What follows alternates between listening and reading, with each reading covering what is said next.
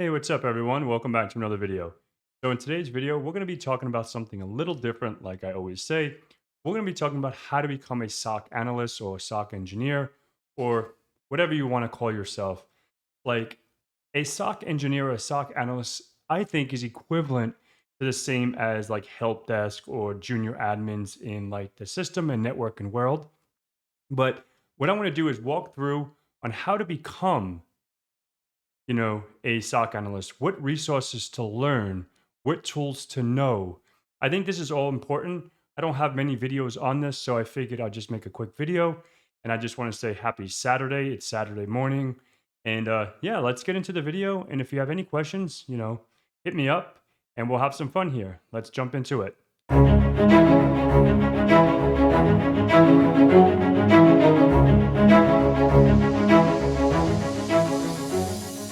Okay, everyone. So now we're on my desktop. So we're going to go through some of these tools, right? I want to not showcase them like showing you how to use them, but what tools that I wrote down and I use on a daily basis. I've used them in the past, and I think these are really good to understand if you want to become a SOC analyst or a SOC engineer or whatever you want to call yourself. I don't really go crazy with titles. As long as you want to defend against your environment, if you want to security engineer, SOC engineer, whatever you want to call yourself. Okay. So I think the number one thing is some SIM tools, right? So Microsoft Sentinel, I use this. I enjoy this. I like that it integrates with Endpoint, uh, Defender for Endpoint, PureView, uh, so many different Microsoft Azure. So it integrates with everything that you can see under one pane of glass. So if you're a Microsoft shop, really consider learning Microsoft Sentinel. And I think you could do some free training from Microsoft. And if you guys aren't familiar, let's go out to Google and just Google it really quick so you can see what this is. Microsoft Sentinel. Go. Okay.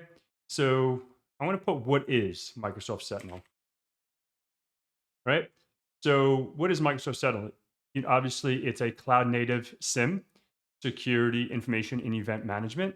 And it performs that it uses built-in AI to help analyze large volumes of data across the enterprise pretty quickly. So say, for example, you have someone that's logging in remotely, but they're overseas sitting on a beach somewhere, and you have, denied access overseas or out of the country, connecting.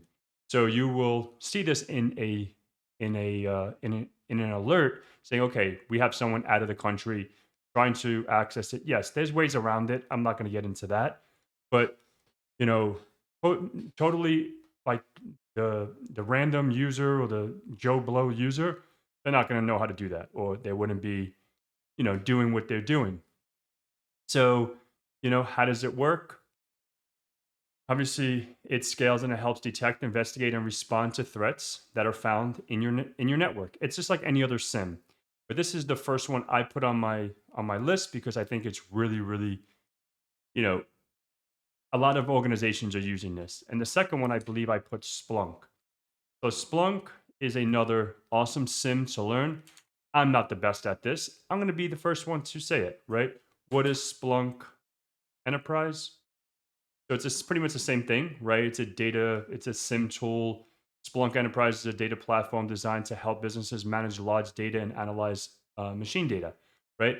So this is pretty much a cloud-based SIM, or you can have this on-prem, and you can ingest so much data into this different kinds of data that you want to uh, put into there, right? So this is a beast. Like I'm not going to deny it. Like I'm not the best with Splunk. I'm way better at Sentinel. Yeah. I had this for maybe a week when I did some Splunk. There's a Splunk training foundation fundamentals. We'll go to that right now. Splunk certification. Splunk fundamental certification, and it's free. I believe it's free. When I took it, it was free. Let's see. Accept. Yeah, it's fine. Learning path.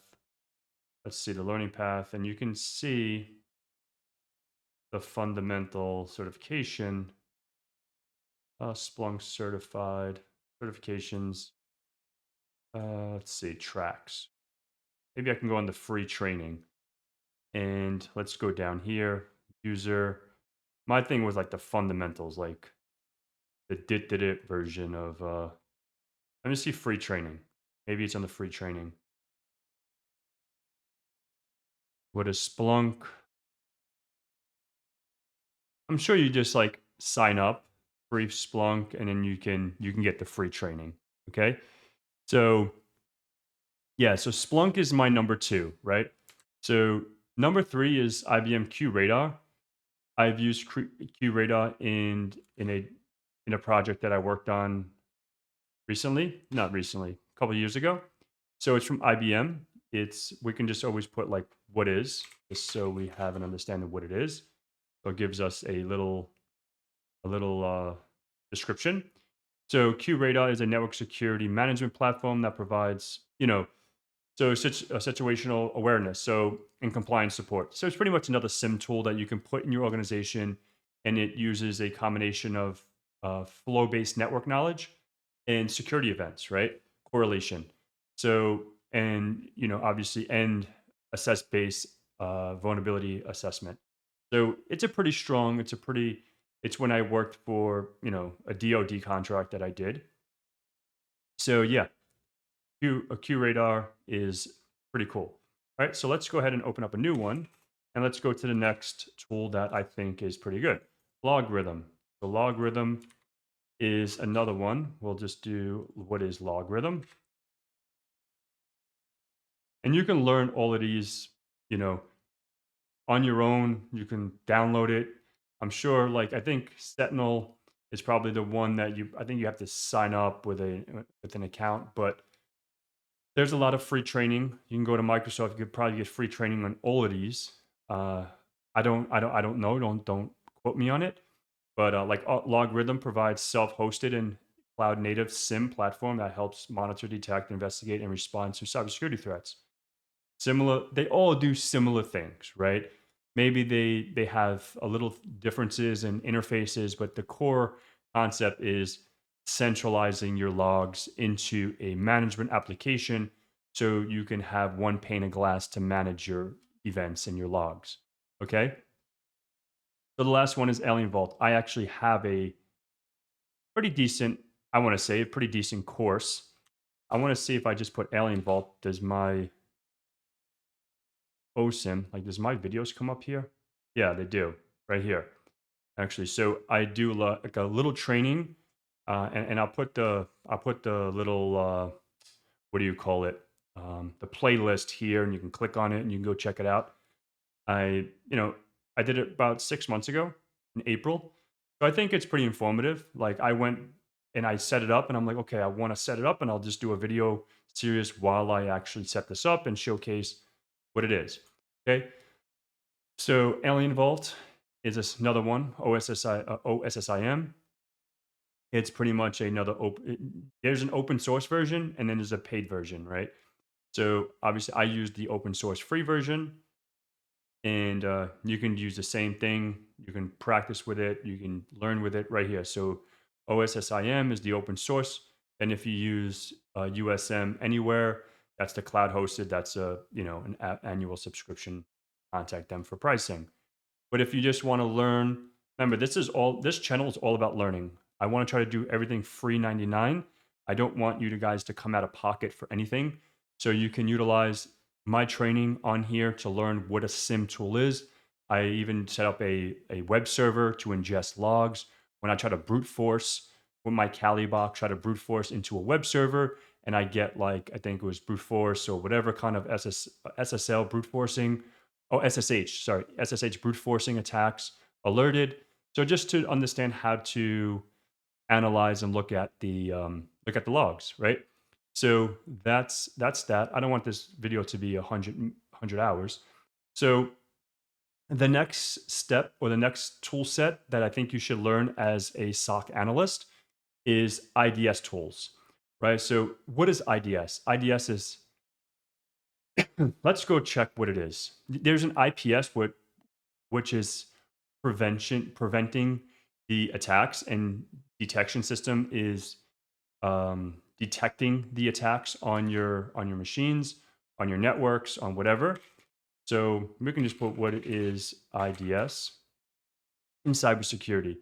So this is going to go ahead and detect any kind of intrusions coming into your network, like a network security technology originally built for detecting vulnerability exploits against a target application or computer, right? And you have host-based intrusion detection system, host-based IDSs, right?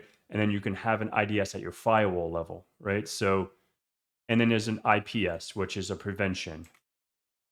So this is going to go ahead and prevent the attacks, not just detect and alert. This is going to prevent the attacker or the adversary from actually doing anything malicious. Okay, so that's that. So there's some tools. There's Snort. Let's go ahead and check out Snort. What is Snort? So Snort is a IDS IPS, and it's open source. That's what I love about it. I actually have Snort on a firewall that I have in a lab. I don't know if you can see my lab, but I have it in a rack down there that sits inside of pfSense. So I have pfSense. It's just another network that I use. And then I have pfSense, and then I have Snort that sits, and so it has some rules set up and some stuff that's in it, configured, whatever. English is hard. All right, so you can download rules here. You can check out all the rules. You can sign up, blah blah blah. You can even like go to downloads, actually download Snort. You can download, just the whole thing. You can set it up. Maybe I can make a video on how to set up Snort. Uh, Maybe that would be a good video to do, but not today. So then there's OSSec, right? So there's OSSec. Let's go back to Google. What is OSSec? So OSSec is another, IDS or HIDS, which is a host-based intrusion detection system, and you can put like open source HIDS, and you can download this, and let's make this a little larger, and you can learn about what this is, and you can use this on your own environment. You can learn about it, log-based intrusion detections, LIDS, um, file integrity monitoring. File integrity monitoring is if you make any changes to any files on your Windows system, if you tamper with anything, mess with the integrity of the file, it will give you some kind of alert on that. All right. So it maintains a forensic copy of the data that you change over time. So if you want to learn about forensics, that's pretty cool. I love forensics. I did forensics for 3 years, and so rootkit and malware detection. So it's a pretty. I use this. It was a couple of years ago. I set it up in my lab. I don't have so much experience with it, but I have enough to tinker with it.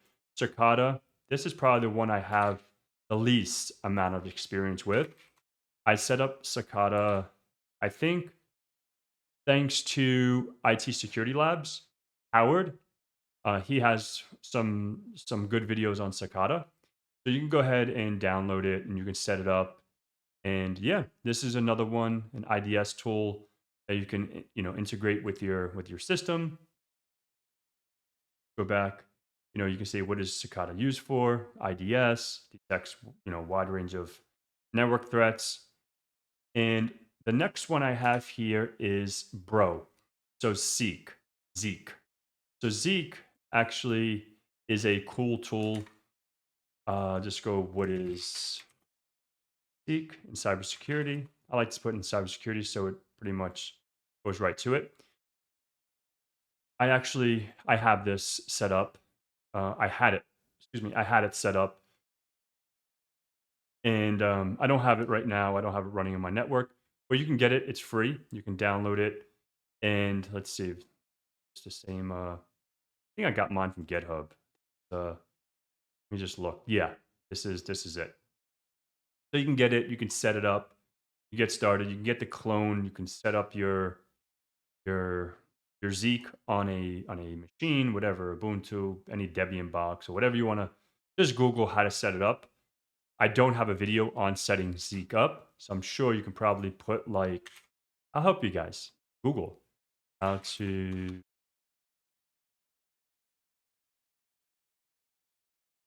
So right here, how to set up Zeek. Do.